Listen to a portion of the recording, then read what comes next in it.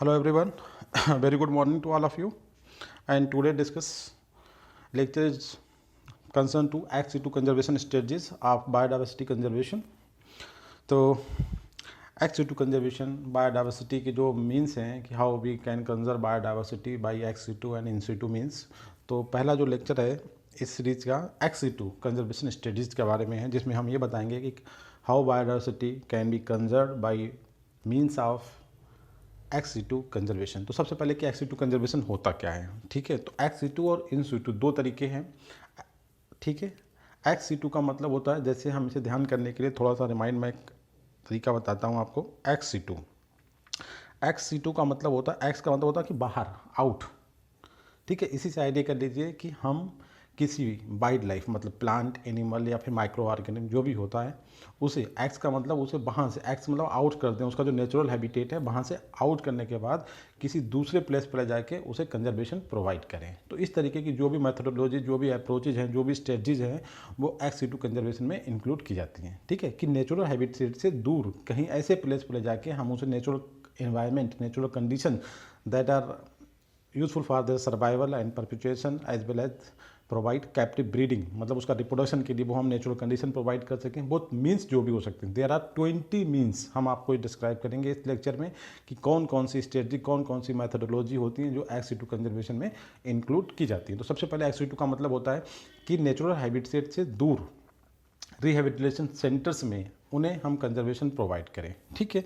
तो XC2 का मतलब हो गया जनरल वे में ऑफ साइट कंजर्वेशन, कि जहाँ पे साइट थी उससे दूर, ठीक है। अच्छा, दूसरी बात एक और है कि ऑफ साइट के अलावा, ऑफ साइट का मतलब आता है कि जो रिहेबिलिटेशन सेंटर बनाएंगे वो तो आएगा। दूसरा इनका कि उनके जो जर्म प्लाज्म होते हैं उन्हें भी हम कंजर्व कर सकते हैं इन दी जीन बैंक। तो दो बातें ध्यान रखना है कि XC2 कंजर्वेशन स्ट्रेटजीज या अप्रोचेज जो भी हैं वो इंक्लूड करती हैं of site collection and gene bank, दो बातें आएंगी, ठीक है। तो जीन बैंक, इसे फिर से देखें तो it means conservation outside the habitat by perpetuating sample population. Sample population का मतलब कि बहुत ही माइनर लेवल का सैंपल पॉपुलेशन को हम कंजर्व कर सकते हैं इन जेनेटिक रिसोर्स सेंटर्स में, जैसे कि जूज। अब जूज आप देखेंगे कि जूज अलग चीज़ होती है, मगर जूज के अंदर आजकल क्या हो रहा है, एक जीन बैंक का भी इस्टेब्लिशमेंट हो रहा है। इसी तरीके बॉटनिकल गार्डन में भी जीन बैंक बनाई जा रही है। Wild life safari parks, culture collection, gene pool, seed banks, ये सब जो हैं ऑफ साइट कलेक्शन आते हैं, मतलब XC2 कंजर्वेशन की मेथड्स हैं या तरीके हैं। अच्छा, XC2 में इसके बाद क्या बात करेंगे कि XC2 इन्वॉल्व्स मेंटेनेंस। मेंटेनेंस में सब कुछ आता है कि उनके फूड का इंतजाम करना, उनके केयर मतलब rearing and provide best natural condition for their reproduction, ठीक है। तो किन लोगों के लिए, जो endangered plants and animals under partially या पूरी तरीके से होल, मतलब कंप्लीटली एज लाइक कंडीशन जैसे कि नेचुरल हैबिटेट में उन्हें थी, ठीक है। Control condition in specific area कि जो हम उनके लिए सेंटर्स बनाते हैं, रिहेबिलिटेशन सेंटर, उसमें आपके बहुत सारी चीज़ें आएंगी। जैसे अभी हम पहले उन्हीं पे आपको बात कर लेते हैं। इस तरीके से हम 20 चीज़ों पे बात करेंगे इनके, कि इसमें कौन कौन सी चीज़ें आ सकती हैं। देखिए, ये जो एरियाज होते हैं जैसे zoos, botanical garden, arboreta, aquarium, seed bank, seed gene bank, और आपका field gene bank, gene seed, seedling, pollen storage bank, tissue culture storage, genetic engineering, germ plasm storage और जेनेटिक रिसोर्स सेंटर्स। और देखें, सबसे important topic यही होता है, in vitro repositories, cryopreservation, silviculture practices, sacred plants. ये ध्यान रखना है, सैक्रेड प्लांट्स XC2 में आता है, और सैक्रेड ग्रुप्स के थ्रू जब हम कंजर्वेशन प्रोवाइड करते हैं तो वो इन-situ में आता है, ठीक है। होम गार्डन्स, स्पर्म बैंक, और सबसे इंपॉर्टेंट एक बिल्कुल न्यू आइटम मिला है ये स्टेट बुक्स, ठीक है। ये भी XC2 कंजर्वेशन स्टडी ने ध्यान रखना है। DNA banks, in vitro conservation, wild life safari banks and conservation stands, ठीक है। ये जितने भी तरीके हमने आपको यहाँ बनाए 21, ये सब XC2 कंजर्वेशन मीन्स हैं। इनके थ्रू हम इंडेंजर्ड प्लांट्स, एनिमल्स एंड जो भी माइक्रो ऑर्गेनिज्म हैं उन्हें हम कंजर्वेशन प्रोवाइड करते हैं। तो आप देखते हैं कि जो XC2 कंजर्वेशन मेथड्स हैं उसमें हम जो बात कर रहे थे कि क्या करा जाता है इन दिस अप्रोच, करा threatened animals and plants are taken out. Taken out मतलब जो इनका नेचुरल हैबिटेट है वहाँ से हम उन्हें टेकन आउट कर लेते हैं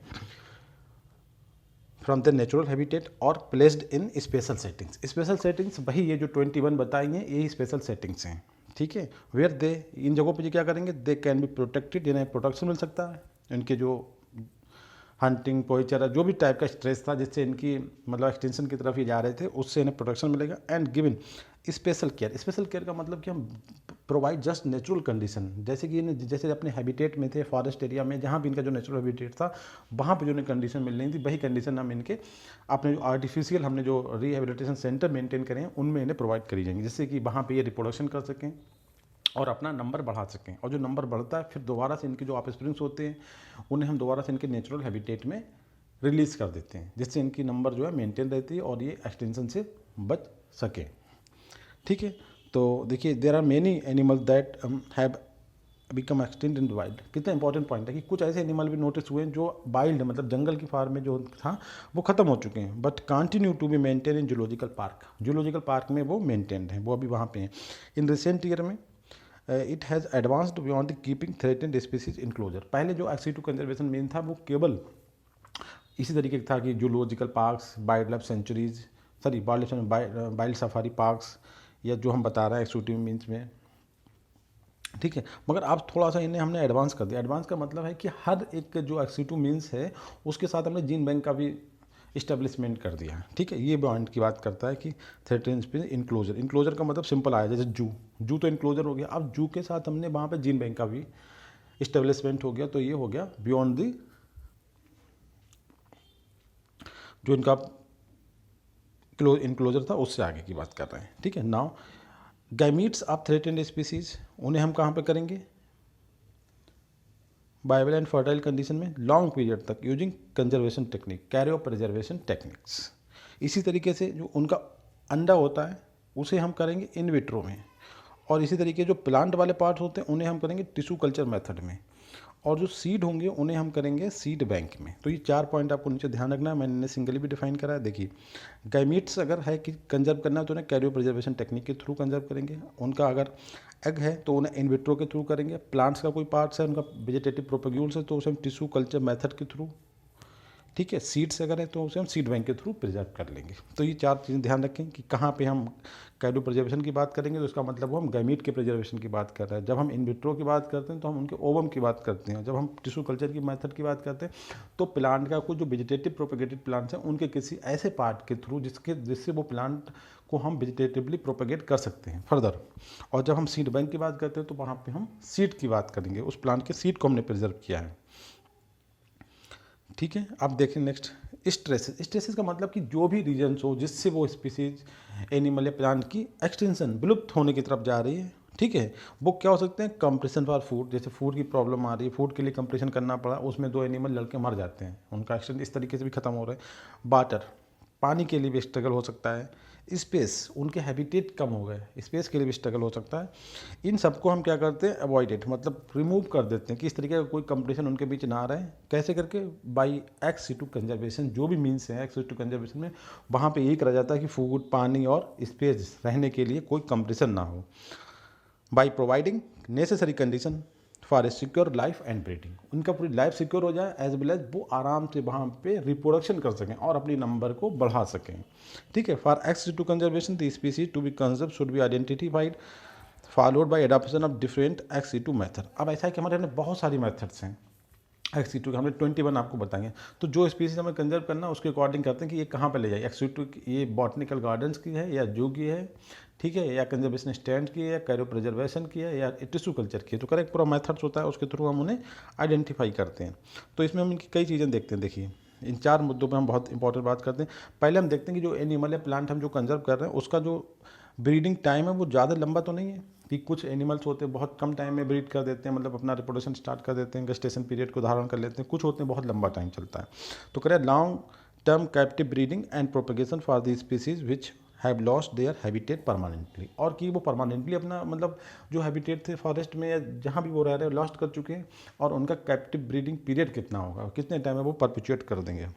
ये चीज़ नोटिस करी जाती है जब हम किसी वाइल्ड लाइफ को उठा के एक्स2 कंजर्वेशन मीन में इंटर करते हैं कि कौन सी मीन इसके जरूरी, तो हमें इन बातों पर ध्यान रखना होता है। दूसरा होता है कि शॉर्ट टर्म प्रोपगेशन और release of animals in the natural habitat, की शॉर्ट टर्म प्रोपगेशन कि हम इसे बहुत जल्दी से प्रोपगेट कर सकते हैं और दोबारा इसके जो मतलब पर ऑफ स्प्रिंग्स आ रहे हैं उन्हें हम फर्दर नेचुरल इनकी जो हैबिटेट है उसमें रिलीज़ कर सकेंगे। ये बात नोटिस करते हैं। उसके बाद ये बात भी नोटिस करी जाती है कि एनिमल को हम ट्रांसलोकेशन करने में जो फैसिलिटी है कि आसानी से हम ट्रांसलोकेट कर पाएंगे। पता लगा हमने किसी फॉरेस्ट से किसी चीज़ को निकाला और उसे हमें बहुत दूर दूसरी सिटी में जाके 100 किलोमीटर या 500 किलोमीटर की दूरी पे हमारा उसका रिहेबिलिटेशन सेंटर हमने बना रखा है। तो इस चीज़ पे नोटिस करते हैं। थर्ड, कि इसे हम फर्दर रीइंट्रोडक्शन कितने दिनों के बाद, कितने टाइम के बाद हमें फर्दर इसे नेचुरल हैबिटेट में हम इसे रिलीज़ कर सकते हैं। और इसके बाद ये नोटिस करते हैं कौन सी हमारे पास जो एडवांस टेक्नोलॉजी है, ठीक है, कौन सी एडवांस टेक्नोलॉजी की सर्विस इस स्पीसीज़ को प्रोवाइड की जा सकती है। इन 5 फैक्टर को हम नोटिस करते हैं जब हम किसी वाइल्ड लाइफ को एक्स-वी2 मीन के थ्रू कंजर्व करना चाहते हैं। ठीक है, अब देखते हैं कि जो कंजर्वेशन की जो टेक्निक्स हैं उन्हें कौन कौन सी बॉडी इंडिया में रेगुलेट करती है। तो मेजर एक्स-वी2 कंजर्वेशन जो होता है वो मैनेज किया जाता है NBPAFGR, इसका मतलब है national bureau of plant animal and fish genetic resources के थ्रू। इसके अलावा एक और हमारे पास है इक्रिसैट, इसका मतलब होता है International Crop Research Institute for Semi Arid Tropic that are located in Andhra Pradesh, मतलब हैदराबाद में। ये कंजर्व करता है जर्म प्लाज्म, किसका, groundnut, pigeon pea, chickpea, pearl millets and sorghum. ये आपको देखें मिलेट्स हो गए और ये आपकी लेग्यूमिनस क्रॉप्स हो गई। ठीक है, तो आपने 2 बॉडी देखी यहाँ पे, NBPFGR और एक्रिसैट। ठीक है, इसके बाद देखें और भी कुछ होता है। एक्स-वी2 conservation requires establishment of rehabilitation centre, जो इनके लिए जूज या बॉटनिकल गार्डन्स जो भी एक्स-वी2 मीन्स बनाए जाते हैं उन्हें कौन कंट्रोल करता है, उन्हें देखता है national wild life protection act 1983। 1983 को ऐसे भी ध्यान रखना कि 1983 और एक सबसे पहला जो एफर्ट इंडिया में हुआ है टू कंजर्व द बायोडाइवर्सिटी वो 1883 का है, बॉम्बे नेचुरल हिस्ट्री सोसाइटी के थ्रू। और 1983 में आता है national wild life protection act by the government of India. ठीक है, इसके थ्रू जो है वो सेंटर्स और रिहेबिलिटेशन सेंटर का फॉर्मेशन किया गया। तो यहाँ भी देखिए कुछ बातों पर ध्यान दिया जाता है। इसके लिए इंपॉर्टेंट क्या है कि to capture some individuals of concern species from their natural habitat and bring these to centres. इसमें इन्होंने बताया कि अगर कोई स्पीसीज जो है एक्सटेंशन की तरफ जा रही है तो हम उसके उसे नेचुरल हैबिटेट से उसे कैप्चर करें और उसे किसी रिहेबिलिटेशन सेंटर में ले जाके रखें और वहाँ पे उसे वही manage, care and provide natural condition for their reproduction, ये उसके लिए इंतजाम किया जाए वहाँ पे।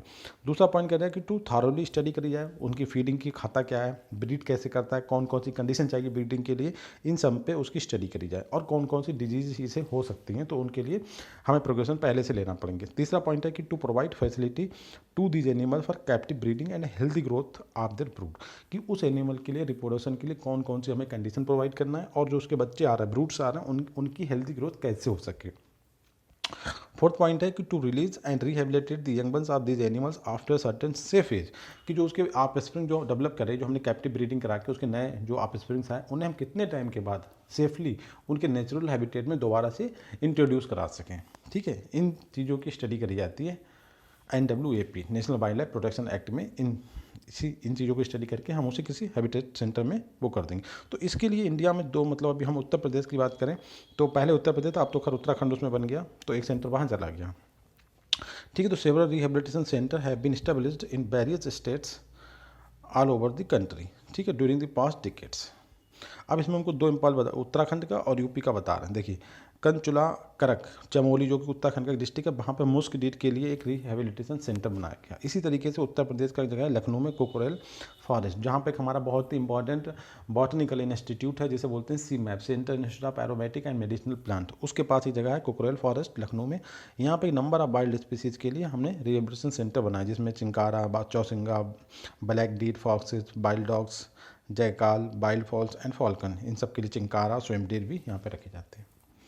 ठीक है, तो आपने देख लिया इसमें कि कौन कौन सी बॉडीज़ हमने बता दिया आपको कि 3 बॉडी आपने नाम लिया इसमें कि NBPAFGR, ठीक है, और ICRI SCT हैदराबाद। ठीक है, और इसका हमारा जो रूल है plan national wild life protection act या प्लान 1983।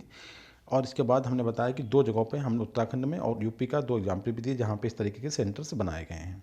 ठीक है, और उसके बाद हम डिस्कस करते हैं जो एक्स-वी2 की 21 जो मीन्स हैं, जो अप्रोचेज हैं, जो कंजर्वेशन स्ट्रेटजीज हैं, उनकी बात हम एक बार दोबारा से आपको बताते हैं। देखिए आपको सबसे ज़्यादा इंपॉर्टेंट चीज़ें जो एग्जाम में ध्यान रखना है, कौन से तरीके एक्स-वी2 में आते हैं और कौन से तरीके इन-सी-टू में आते हैं। वो सबसे इंपॉर्टेंट क्वेश्चन यहीं से क्रिएट होता है कि वो आपसे ये पूछ सकता है कि बॉटनिकल गार्डन एक्स-वी2 मीन्स है या इन-सी-टू मीन्स है। तो बॉटनिकल गार्डन तो बहुत कॉमन हो गया है, बहुत सारी बुक्स में, बहुत सारे लेक्चर में आपको मिलेगा, मगर मैंने जो आपको कुछ नए बताएं उन्हें ध्यान रखें।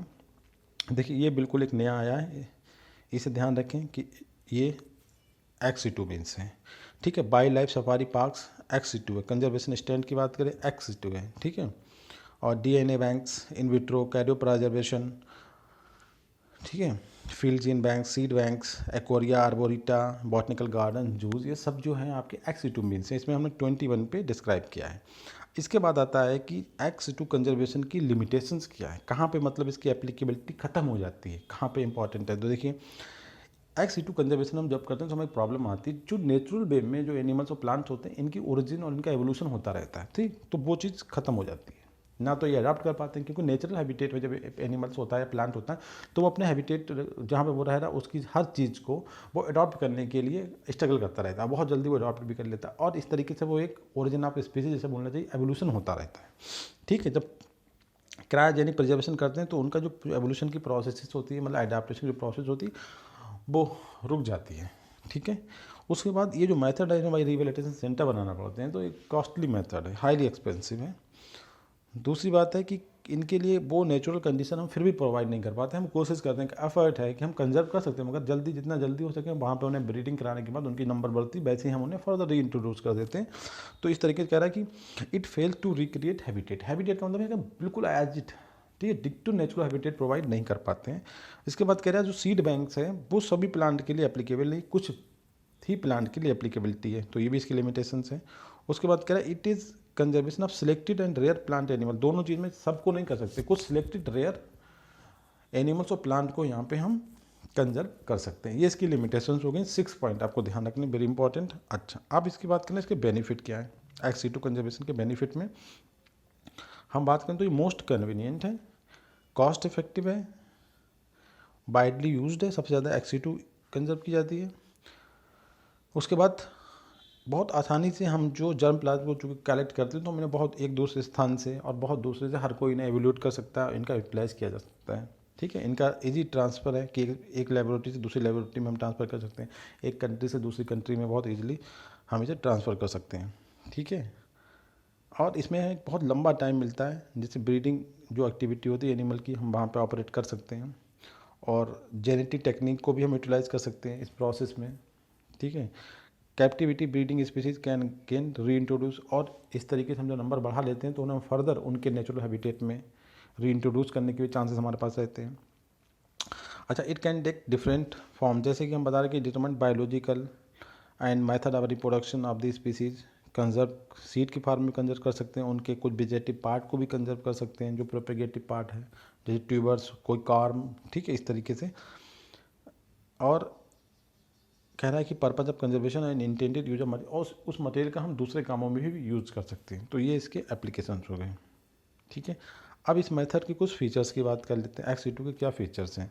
तो सबसे इंपॉर्टेंट फीचर एक्स2 का कि इसमें जो होता है ट्रांसफ़र ऑफ जेनेटिक मटेरियल, एक स्थान से दूसरे स्थान तक ले जाना इंपॉर्टेंट है, कि आराम से हम कंजर्व कर सकते हैं मटेरियल को एक प्लेस से दूसरे प्लेस तक। दूसरी बात कर रहा है इसमें जो है पब्लिक फंड, मतलब गवर्नमेंट का जो पब्लिक फंडेड फैसिलिटीज़ का भी यूज़ कर सकते हैं, under condition that at least approximate those found in the commercial agriculture. But जैसे कॉमर्शियल एग्रीकल्चर में कुछ चीज़ें हम यूज़ कर रहे थे, हम वैसे वहाँ भी इसे यूटिलाइज़ कर सकते हैं, और उसका एप्लीकेशन हम दिखा सकते हैं कि एक्स2 मीन्स के थ्रू हमने इनका नंबर बढ़ा लिया, ठीक है।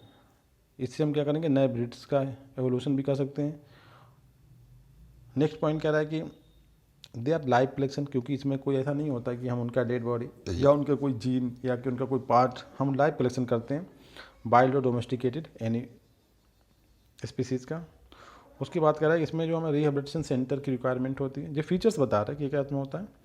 अच्छा, x two conservation study include botanical garden, zoological garden, conservation stands, gene pool, seed tissue culture and DNA banks. जो कोई प्रॉब्लम नहीं है, जो आपने पढ़ी है वही हैं फीचर्स में। सीड बैंक जो होती है इस पर देख लेते हैं। सीड जीन बैंक जो होती है मेक, सबसे इजिस्ट वे, आप ध्यान रखना इस क्वेश्चन को, seed gene bank make the easiest way to store germ plasma, wild and cultivated plant at low temperature.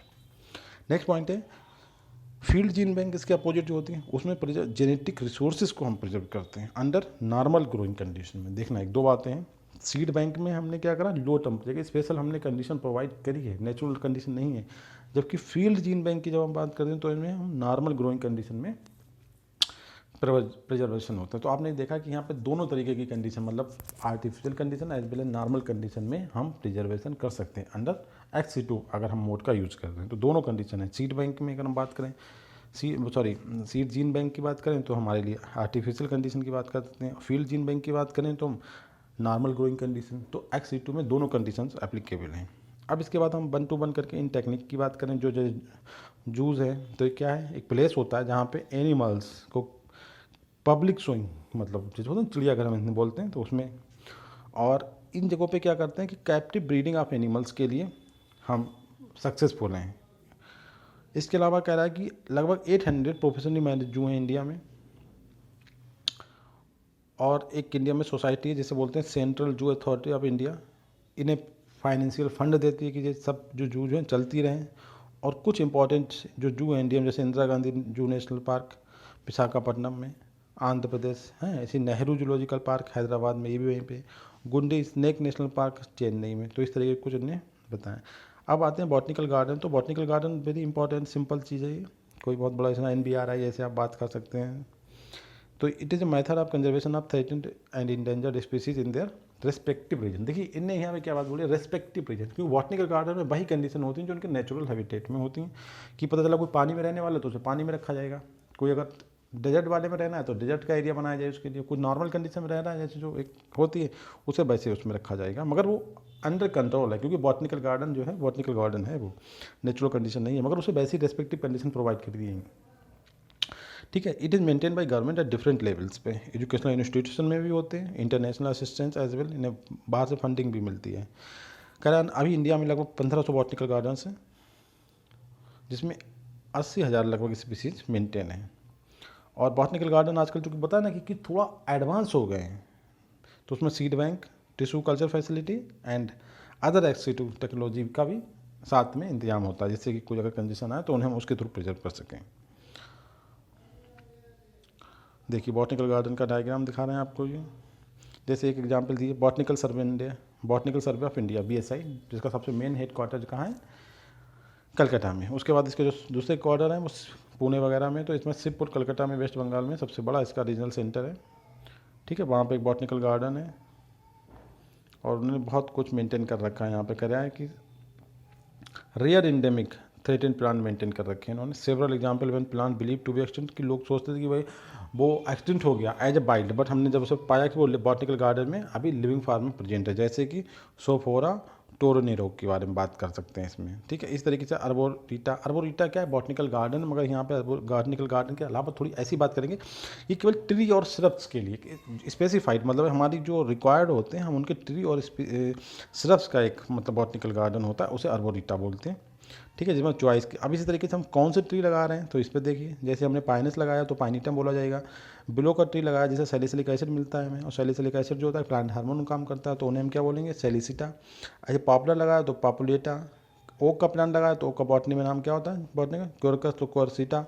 इस तरीके ग्रेप तो बिटीसीटम। तो इस तरीके से इनका नाम भी रख सकते हैं कि अगर अंगूर का है, कोनीफर्स का है, बिलो का है, पॉपुलर का है, ओक का है, तो उस तरीके से इनके नाम भी हो जाएंगे। आजकल कह रहे हैं कि इंडिया में लगभग 1500 बॉटनिकल गार्डन जो हैं और अर्बोरिटा मेंटेन किए गए, जिसमें लगभग 90,000 स्पीसीज हैं। और उनके साथ साथ उसमें दूसरी facility seed bank, seed tissue culture and other XC2 technology भी अटैच हैं। इसके बाद एक्वेरिया आता है। एक्वेरियम आप समझते होंगे कि क्या है, सिंपल उसमें डिस्प्लेसमेंट होता है कि कोई एनिमल, हम सोचते थे पहले केवल फिशेस के लिए एक्वेरियम का यूज़ हमने देखा होगा आर्टिफिशियल, मगर यहाँ पे ऐसा नहीं है। Fish, other aquatic animals and aquatic plant, इन सब के लिए एक्वेरियम मेंटेन किया जाता था और it is under the XC2 conservation studies में आता है। इसका काम क्या होता है, डिस्प्ले करना और एजुकेशनल फैसिलिटी प्रोवाइड करना, कि मतलब एजुकेशन बच्चों के लिए काम में आ सके, वहाँ पर देख के स्टडी करी जा सकते हैं। और मेनली फ्रेश वाटर स्पीसीज़ यहाँ पर रखी जाती हैं।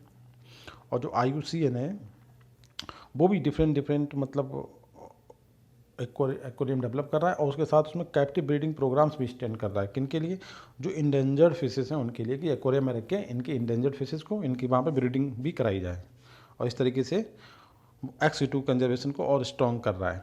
ठीक है, इसके बाद आता है सबसे इंपॉर्टेंट इस कैटेगरी का seed bank and seed gene bank. हमने आपको बताया ना, सीड बैंक में नेचुरल, सीड जीन बैंक में उनका जर्म प्लाज्म स्टोर करा जाएगा।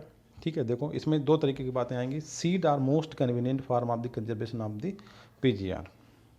ठीक है। However not all kinds of seed can be conserve in the seed bank, ये भी इंपॉर्टेंट है।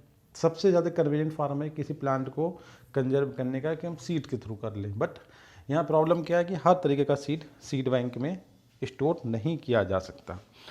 Only seed that can dried a very low moisture content and that can tolerate low temperature, समझ रहे हैं जी, कितना टेम्परेचर -20 से +4, ये वाला टॉलरेट कर लेते हैं, उन्हें केवल हम स्टोर कर सकते हैं।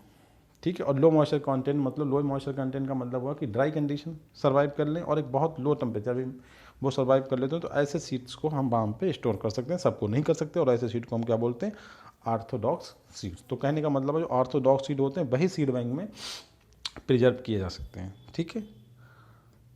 अब देखिए इसमें दूसरा क्या है, जीन बैंक। जीन बैंक क्या, institute that maintain stocks of Bible seeds, seed bank कहलाते हैं। और इसमें क्या आता है, लाइव ग्रोइंग प्लांट्स, जिसमें जैसे कि कोई आर्कर्ड्स हो सकता है, टिश्यू कल्चर हो सकता है, frozen germplasm with whole range of genetic variability के साथ हम इन्हें स्टोर कर लेते हैं। ठीक है, जीन बैंक। इसके बाद अब आता है seed gene bank. Seed gene bank इन तीन चीज़ों में सबसे ज़्यादा सुटेबल तरीका है to store germplasm of wild and cultivated plant at low temperature in cold rooms. ठीक है। सीड बैंक में जो जर्मप्लाज्म होता है वो डिफरेंट डिफरेंट टाइप के सीड्स के एसेसेंस होते हैं, मतलब सैंपल्स होते हैं, और इन्हें हम वहाँ पे इस तरीके से 50 से 100 साल तक स्टोर कर सकते हैं। मतलब बहुत ज़्यादा अच्छी तरीका है ये। और preservation of the plant germplasm in seed bank is one of the most useful technologies of the ex situ conservation of wild plant species. मतलब बहुत बड़ा टाइम पीरियड है, 50 से 100 साल तक के लिए हम वहाँ पे 100 ईयर्स के लिए स्टोर कर सकते हैं। तो इट इज़ वेरी कन्वीनियंट। देखिए उन्होंने एक डायग्राम बताया है इस तरीके से सीड जीन बैंक का। अब इसके बेस पे हमने ऊपर बताया है कि जो वाले स्टोर करने लायक होते हैं, जो सर्वाइव कर लेते हैं इन कंडीशंस पे, उन्हें हम ऑर्थोडॉक्स सीड बोलते हैं। इन्होंने फिर से एक बार डिफाइन किया कि इसके बेस पे टाइप्स ऑफ सीड, कि it is important to distinguish types of seed when stored in this seed bank. जब हम स्टोर करते हैं तो हमें टाइप्स, दो तरीके के सीड को हमें वहाँ पे क्लासीफाई करना है कि कौन से स्टोर किए जा सकते हैं, कौन से स्टोर नहीं किए जा सकते। तो स्टोर वाले कौन से हैं, ऑर्थोडॉक्स। देखिए जी क्या है कि एक कंडीशन है, उस पर अगर ये सर्वाइव करेगा तो इन्हें स्टोर कर सकते हैं, अदरवाइज नहीं कर सकते। देखिए प्लांट जर्म प्लांट जो होता है इन सीड के अंदर कैसा होता है, लाइव होता है, उसी तभी तो हम उसे प्लांट निकाल देते हैं जर्मिनेशन के बाद। इन सीड में जो एम्ब्रॉय होता है वो डॉर्मेंट स्टेट में होता है। दो अलग अलग बात है, एम्ब्रॉय डॉर्मेंट स्टेट में होता है, और जो प्लांट का जर्म प्लाज्म होता है सीड के अंदर वो लाइव होता है। अब एक मॉइस्चर कंटेंट का लेवल बता रहा है कि 5 से 15% वाला मॉइस्चर कंटेंट, और एक टेम्परेचर है -10 to 20 डिग्री सेंटीग्रेड। इस कंडीशन के साथ जो सीड्स सर्वाइव कर जाएंगे और लिटिल ऑक्सीजन, ठीक है, तो इस कंडीशन में क्या होता है कि उनकी जो एंजाइमेटिव एक्टिविटी होती है बहुत ही रिड्यूस हो जाती है, और वो रिड्यूस उनके रेस्पायरेशन रेट भी हो जाती है, मतलब लो ऑक्सीजन वो। ठीक है। तो ऐसे सीड को हम बोलेंगे ऑर्थोडॉक्स सीड्स। ठीक है। ये वाले सीड जो हैं स्टोर करे जा सकते हैं। अच्छा, दूसरे सीड्स जो होते हैं रिकैल्सिट्रेंट सीड्स, जिसमें केवल ट्री और सिरप्स के सीड आएंगे, ये स्टोर नहीं किए जा सकते। क्यों नहीं कर सकते, देखिए seeds of trees and syrups which get killed on drawing and freezing, एक ड्राइंग है और दूसरी फ्रीजिंग है, इस कंडीशन पे ये ख़त्म हो जाते हैं, इसलिए इन्हें हम स्टोर नहीं कर सकते। इन्हें रिकैल्सिट्रेंट सीड बोला जाता है। ठीक है। अब इसमें कौन कौन से सीड आते हैं, देखिए कोका, जैक फ्रूट, कोकोनट, लीची वगैरह के सीड आते हैं, सब ट्री के, इन्हें नहीं कर सकते हम। नेक्स्ट आता है फील्ड जीन बैंक। अब देखो फील्ड का नाम आ गया, अभी कोई आर्टिफिशियल कंडीशन नहीं है, अब नेचुरल कंडीशन, क्योंकि फील्ड तो नेचुरल की बात करेगा। Preservation of genetic resources is carried out on field gene bank under normal growing condition में। ठीक है, जैसे फील्ड कंडीशन होती है वैसी ही। Seeds that can not be dried out or do not tolerate the low temperature termed recalcitrant. तो ये वाली जो अप्रोच लगाई गई, ये निकाली गई है, जो ऑर्थोडॉक्स तो उसमें चलेगा सीड बैंक में, जो नहीं हो पाए थे रिकल्सिट्रेंट सीड, उन्हें हम फील्ड जीन बैंक के थ्रू यहाँ पे ग्रोइंग करेंगे। कह रहा ना कि seeds that can not be dried or not tolerate low temperatures are termed recalcitrant seed. Example में कौन है, ट्रॉपिकल जितने फ्रूट, एवोकाडो, मैंगो, मैंगोस्टीन, ठीक है, रंबूटन एंड कोका, इनके। अदर कुछ और भी सीड इसी कैटेगरी में आते हैं, जैसे कुछ प्लांट ऐसे होते हैं जिनमें सीड ही नहीं होते, वेजिटेटिव प्रोपगेशन का थ्रू होता है, जैसे शुगर केन की बात कर सकते हैं हम इसमें। ठीक है, पोटैटो, कसाबा, इन प्लांट के लिए ये वाली टेक्निक अपनाई जाती है, जिसे हम क्या बोलते हैं, फील्ड जीन बैंक। ठीक है, कह रहा है the facility the where conservation takes place terminate field gene bank. उसके बाद इस मेथड में एक लिमिटेशंस है।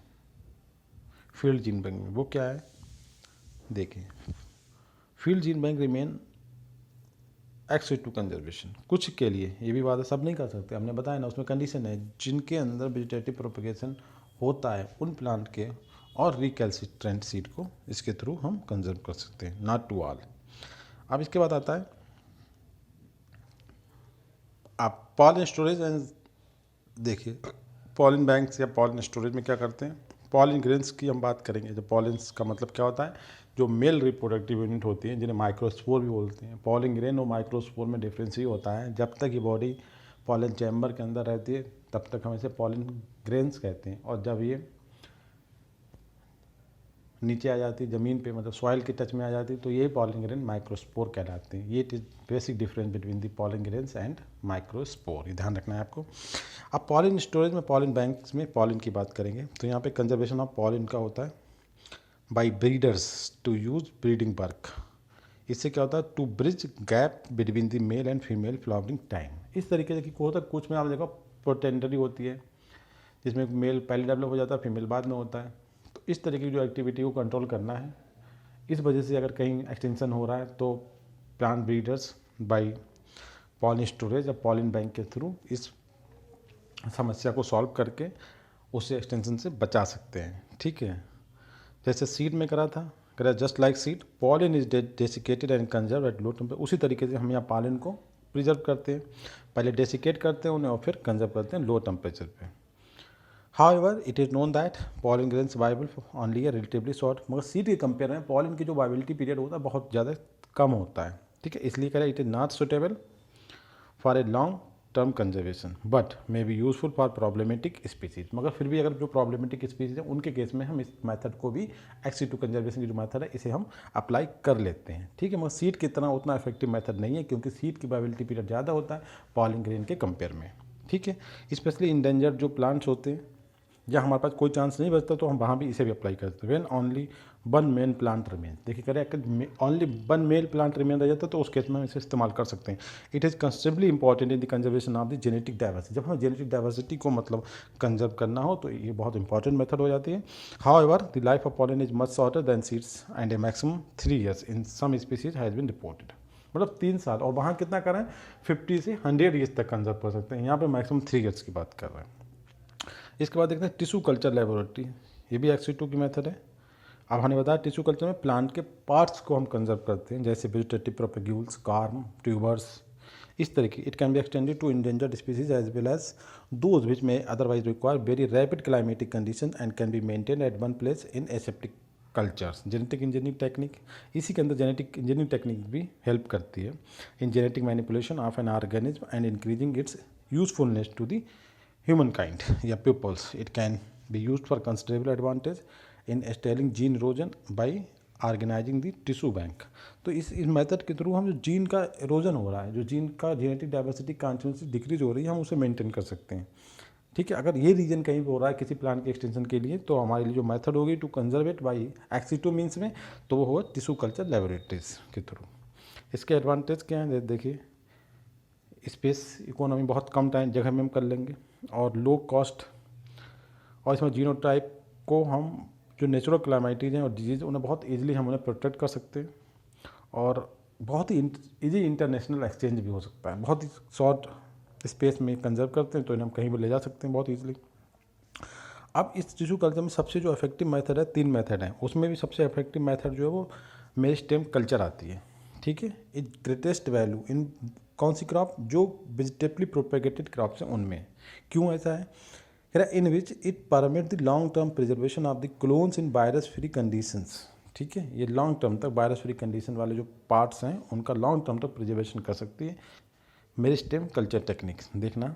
ठीक है, जैसे ग्रेप में ऐसा होता है, एंड ऑर्नामेंटल लाइक ग्रेवरा, ड्रेसिना, हेमोक्राइलिस एंड कॉर्डिलाइन। तो आप देखें, वैसे इसमें 3 मेथड हमने बताया आपको, मेरिस्टेम कल्चर है, ऑर्गेनोजेनेसिस है एंड सोमेटिक एम्ब्रायोजेनेसिस, मगर सबसे ज़्यादा जो सिग्निफिकेंट है वो है मेरिस्टेम कल्चर।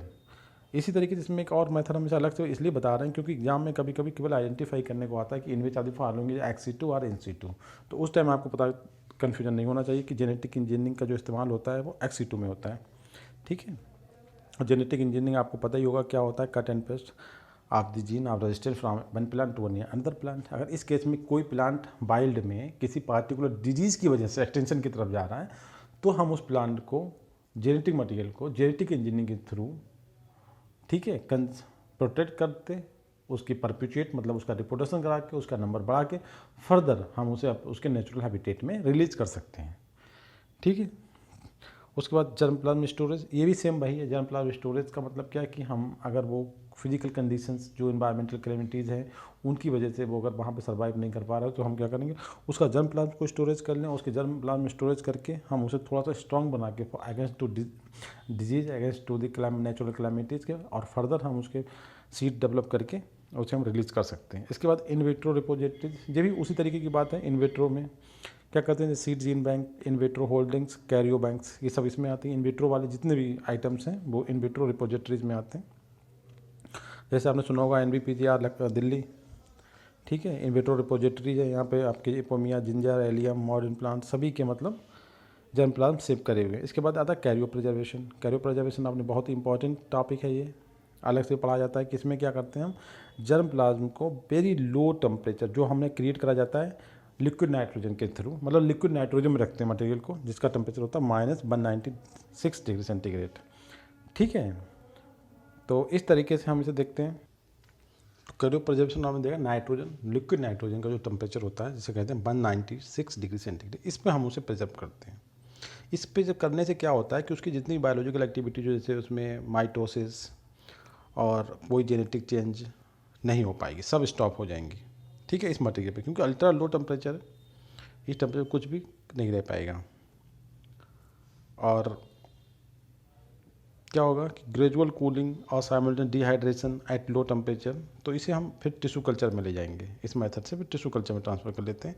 इस मेथड के कुछ बेनिफिट्स भी हैं, कुछ लिमिटेशंस भी हैं। उन्हें देखिए, लिमिटेड क्या है कि इसमें एक लिमिटेड नंबर ऑफ स्पीसीज़ को ही हम कंजर्व कर सकते हैं। इसमें सबसे इंपॉर्टेंट एक्चुअली कि जो भी इन विट्रो वाली मेथड होती हैं, इसमें सबसे बड़ा जो लिमिटेशन है कि एक लिमिटेड स्पेस होता है या एक लिमिटेड नंबर ऑफ मटेरियल को ही हम प्रिजर्व कर सकते हैं, और एक स्पेसिफिक प्रोटोकॉल्स होता है। ठीक है, इनसे तो वो एक टिपिकल मेथड होती है, बट होती बहुत एफिशिएंट है, ये इंपॉर्टेंट है। मगर लिमिटेशन इसका सबसे मेन आता है स्पीसीज का कुछ लिमिटेड नंबर को ही हम प्रिजर्व कर सकते हैं। तो बेनिफिट की अगर हम बात करें तो बेनिफिट बहुत है। देखिए, लॉन्ग टर्म पर कंजर्वेशन कर सकते हैं इसमें, और दूसरा है कि जो इसमें मेटाबॉलिक एक्टिविटी सब कुछ सुप्त हो जाती है, तो इसमें ये चांस रहता है कुछ भी जेनेटिक म्यूटेशन नहीं होगा, मटेरियल जैसा है आपका वैसे ही रहेगा, अनअल्टर्ड स्टेट में रहेगा। ये दूसरी इंपॉर्टेंट बात है। लॉन्ग टर्म तक कर सकते हैं और आपका मटेरियल एज इट रहेगा। There are no chance of genetic alteration during that technique. उसके बाद आता है सिल्वीकल्चर प्रैक्टिस। आपने देखा होगा, सिल्वीकल्चर प्रैक्टिस एक टाइप का एग्रीकल्चर प्रैक्टिस होती है, जिसमें क्या होता है, मॉडर्न टाइम में it causes a faster rate of development of desired forest. हम जब अपने मन के, अपनी चॉइस के अकॉर्डिंग फॉरेस्ट डेवलप करना चाहते हैं, तो हमें इस टेक्निक का यूज करना चाहता है। और ये भी एक एक्स सिटू उसमें आता है। जैसे कोई फॉरेस्ट है, जैसे कोई पार्टिकुलर टाइप की ट्री जो हमारे टिम्बर के लिए बहुत इंपॉर्टेंट है, पर फॉरेस्ट एरिया में बहुत अच्छे से ग्रो नहीं कर पा रहे हैं ड्यू टू डिफरेंट रीजंस, तो हम क्या करते हैं, इस मेथड के थ्रू हम उन्हें अपने एक अलग प्लेस पे आर्टिफिशियल फॉरेस्ट क्रिएट करते हैं, सिंगल डोमिनेंट स्पीसीज की एक ही टाइप के प्लांट्स हों। जैसे एक बहुत अच्छा एग्जाम्पल, हमने आर्टिफिशियल फॉरेस्ट बनाया यूपी में, कुसमी जगह है उत्तर प्रदेश में, वहाँ पर हमने टीक जो होता है, प्लांट होता है, बहुत ही अच्छा टिम्बर मिलता है टीक।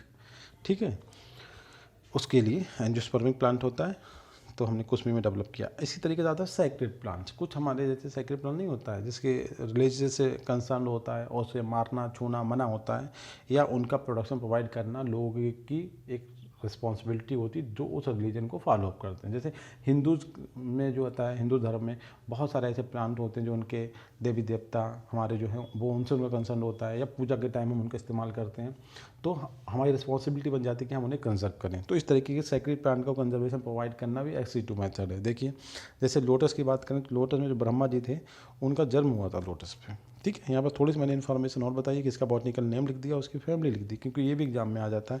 जैसे नीलम्बो न्यूसीफेरा इसका बॉटनिकल नेम होता है, और नीलम्बोनेसी जो होता है इसकी फैमिली का नाम होता है। इस तरीके से प्लांट होता है। मिस्टलटॉय, बिस्कम एल्बम सेंटलेसी का मेंबर होता है। सेंटलेसी मतलब चंदन का प्लांट आता है, चंदन प्लांट खुद भी इसमें आएगा, अभी आगे देखिए। अब देखा, तुलसी एक हॉली वेसल होती है जिसे हम बोलते हैं ऑसिमम सैंक्टम, तुलसी। ठीक है, इसका जो लॉर्ड कृष्णा की जो पूजा करते हैं तब उसकी पूजा में रखते हैं। इस तरीके से दूसरी तुलसी होती है जिसे हम बोलते हैं ऑसिमम बैसिलम, लेमेसी की मेंबर, ये भी मतलब काफ़ी सेक्रेट प्लांट में आती है। इसके बाद एक प्लांट होता है पिवोट, इसे वो नाम होता है लोफोरा विलियमसी, कैक्टेसी फैमिली का, और इसे बोला जाता है डिवाइन मैसेंजर, कि भगवान का दूत है ये प्लांट। इसके बाद आता है yew tree, yew tree taxus baccata, बहुत ही अच्छा नाम है प्लांट। इसका यूज़ बहुत होता है, इसे एक ड्रग्स मिलती है, ठीक है। और इसके बाद एक आता है मैरोजुना, इसे कैनाबिस सैटिवस बोलते हैं, और फैमिली कैनाबेनेसी। इस तरीके पीपल का नाम सुना होगा आपने बहुत ज़्यादा, फाइकस रिलिगोसा हैं, बोटरी बोलते हैं, सैक्रिड फिग बोलते हैं, मोरेसी फैमिली का मेंबर है। और कहा जाता है कि जो विष्णु भगवान थे उनकी बॉडी से इसका फॉर्मेशन हुआ है। इस तरीके की प्लांट होता है जिसे जब होता है जंगल की आग, पलास या ब्यूटिया मोनोस्पर्मा इसका बॉटनिकल नेम है, और ये लेग्यूमिनस प्लांट होता है। तो इसे कहते हैं, इसका जो फॉर्मेशन हुआ है ब्रह्मा की बॉडी से हुआ है, ठीक है। ऐसे ही प्लांट कुछ और भी मैंने नोट करे हैं, बहुत अच्छी सीरीज है यहाँ पे। अमला, ठीक है, जो आंवला बोलते हैं, इम्ब्लिक मैरोवेलन, इसे बोलते हैं कि जो ब्रह्मा के आंसू हैं, ठीक है, उससे इसका फॉर्मेशन हुआ है। एक होता है रुद्राक्ष, देखा होगा गले में पहनते हैं, छोटे छोटे सीड्स होते हैं, तो ये जो होते हैं कहते हैं शिवा के आंसू हैं, जो लॉर्ड शिवा हैं उनके आंसू हैं। इसका बॉटनिकल नाम होता है इलियोकार्पस जेनाइट्रस, और इलियोकार्पेसी इसकी फैमिली का नाम है। इस तरीके से प्लांट होता है, बहुत ही इंपॉर्टेंट। त्रिफला आपने सुना होगा, त्रिफला के चूरन खा लो, पेट का दर्द, हाजमा, ये सब डाइजेशन कॉन्स्टिपेशन की प्रॉब्लम सही हो जाती है। तो इसे वैसे बोलते हैं हरदा, नाम उसका सही लोकल लिखा है त्रिफला, नाम होता है चीबुक मायरोवैनिंग, ठीक है, कैम्ब्रेटेसी फैमिली है। और ये कहा जाता है कि जो अर्थ है, गॉड, उनकी जो एक ड्रॉप ऑफ उनकी आँख से जो निकला हुआ है उससे ये इसका फॉर्मेशन हुआ है। इस तरीके से प्लांट होता है शिवलिंगी, ठीक है, जिसका नाम होता है ब्रोनिया लेसिनियोसा, ठीक है। इसे कैनोबाल ट्री बोलते हैं, और फैमिली है कुकर बिटेसी, ठीक है। और इसका जो प्लांट क्या होता है, इसकी जो वो होता है स्टेमेंस, उसका जो फोल्ड होता है उसकी सिमिलरिटी होती है शिवलिंग, शिव के लिंग की तरह, तो इससे इस प्लांट का नाम दिया गया है शिवलिंग। और इसका बहुत ज़्यादा इंपॉर्टेंट है। इसमें जो होती है ना, किसी औरत जो फीमेल्स होती हैं बांझपन जिसे कहते हैं, बच्चे नहीं होती हैं, उसमें इसका होता है कि इसे खाने से बांझपन दूर हो जाता है। ऐसी बातें हैं इसके बारे में। इस तरीके से हमने अभी बताया था चंदन, सैंडलवुड, चंदन की लकड़ी आपने सुना होगा कितनी कीमती होती है। तो इसमें क्या है, इसके बारे में भी कहा जाता है कि वेरी रिनोवेट सेक्रेटरी है, और इसका स्टोन देना, इससे भुजंग सांप लटके हुए होते हैं, आपने सुना होगा कबीरदास के उसमें। और सांप किसका वो है सिंबल, ठीक है, एक भगवान है शिव का, उनका है, उनके गले में सांप लटके रहते हैं। तो इस प्लांट के चारों तरफ सांप लटके रहते हैं। मैंने इसका डायग्राम भी लगाया इन प्लांट के, आप देख सकते हो। ये देखो पलास है, ये जंगल की आग बोलते हैं, और ये आपका त्रिफला है, ये सीड इसके जो चूर्ण बन। इसके बाद ये आपकी शिवलिंगी है, ठीक है, आपने देखा होगा जंगल में। और ये कितना क्लियर कट आप देखिए ट्रंक होता है। ये चंदन के प्लांट हैं, बहुत कीमती लकड़ी होती है इनकी। उसके बाद होम गार्डन आता है। होम गार्डन भी आपका एक एक्स-सिटू कंजर्वेशन स्ट्रेटजी है, a promising approach to enhance household food security and wellbeing. आजकल होम गार्डन का बहुत ट्रेंड चल रहा है, लोकल एरिया में और रूरल एरिया में दोनों में, मतलब अर्बन और रूरल दोनों में होम गार्डन। तो इस तरीके से भी हम प्लांट को कंजर्वेशन प्रोवाइड कर सकते हैं। इसके बाद आपका स्पर्म बैंक। स्पर्म बैंक बिल्कुल वैसा है जैसे एनिमल में आजकल टेस्ट ट्यूब बेबी कॉन्सेप्ट चल रहा है, ठीक है, बिक्की डोनर मूवी आपने देखी होगी। उसी तरीके से प्लांट के भी स्पर्म को स्टोर करा जाता है, कोई नया बात नहीं है। स्पर्म बैंक क्या, कैरियो बैंक, सेम वही कंडीशन है कि किसी अगर दो कपल है इन ह्यूमन बींग में, अगर किसी का बच्चे नहीं हो पा रहे हैं उनके, ठीक है, तो प्रॉब्लम्स है, तो जैसे हम आजकल स्पर्म बैंक का यूज़ कर रहे हैं, सेम वही कंडीशन एनिमल की केस में है। अच्छा, भी बिल्कुल न्यू आया जो मेरे लिए बिल्कुल न्यू था, स्टूड बुक्स। ये भी अगर जो ऑप्शन आया तो ये एक्स-सिटू कंजर्वेशन स्ट्रेटजी। इसमें क्या करते हैं, it is most important tool in scientifically managing एक्स-सिटू population of the wild animal. इसमें एक बुक्स होती है, उसका रिकॉर्ड होता है, ठीक है। ये क्या करते हैं, इंश्योरिंग सफिशिएंट पॉपुलेशन साइज़ के बारे में बता दिए, डेमोग्राफिक स्टेबिलिटी के बारे में, high degree of genetic variability. इस इन टॉपिक पे जो रिलेशन इन्फॉर्मेशन होती है वो इस स्टूड बुक में नोटेड होती है। With in studbook data relevant to the captive population of a certain species are collected and continuously updated करते हैं। तो उससे क्या होता है, इनके प्रोडक्शन के बारे में, इसके एक्सटेंशन के बारे में हमें इन्फॉर्मेशन रहती है। तो ये जो स्टूड बुक होती है, it is a kind of एक्स-सिटू conservation means में काउंट करी जाती है। तो आपको ध्यान रखना है, ये वाला जो मीन्स है वो एक्स-सिटू है। इसके बाद आता है डीएनए बैंक, फिर वही बात आती है, डीएनए, जीन, सीड, ये सब वही है। तो पीजीआरपी जो होता है, क्या होता है, वो स्टोर फॉर्म ऑफ डीएनए होती है। इसमें क्या होता है, मटेरियल जो होता है हमेशा स्टोर कर लेते हैं कि जेनेटिक इन्फॉर्मेशन, आपको पता है ये डीएनए काम क्या है, डीएनए को स्टोर करने का काम क्या है। इसके बाद आता है इन विट्रो कंजर्वेशन। ये भी वही चीज़ें हैं, सब इन विट्रो वाली जितनी भी टेक्निक्स हैं वो सब आपकी एक्स-सिटू में आएंगी। आपको ध्यान रखना, देखिए इन विट्रो से कंफ्यूज मत हो जाना, वो इन-सिटू है, ये इन विट्रो, मगर इन विट्रो कंजर्वेशन में जितनी भी टेक्निक आती है, इन विट्रो का ही नाम क्वेश्चन में आए तो ये एक्स-सिटू कंजर्वेशन मेथड में इंक्लूड करी जाती है। ठीक है, तो इस तरीके से हमने आपको 21 XC2 मेथड्स बताएंगे। XC2 कंजर्वेशन के हमने एप्लीकेशंस, उनकी लिमिटेशंस और उनके फीचर्स के बारे में बात करी गई। कौन कौन सी बॉडीज़ इंडिया में रेगुलेट करती हैं, इंटरनेशनल लेवल पे कौन कौन सी बॉडी रेगुलेट करती हैं, और अभी तक जो प्रयास हुए इस तरीके के जो रेगुलेटरी सेंटर बनाए गए हैं, चमोली का एग्जाम्पल दिया था, कुकरेल लखनऊ का एग्जाम्पल दिया था, किन किन एनिमल के लिए बनाए गए हैं।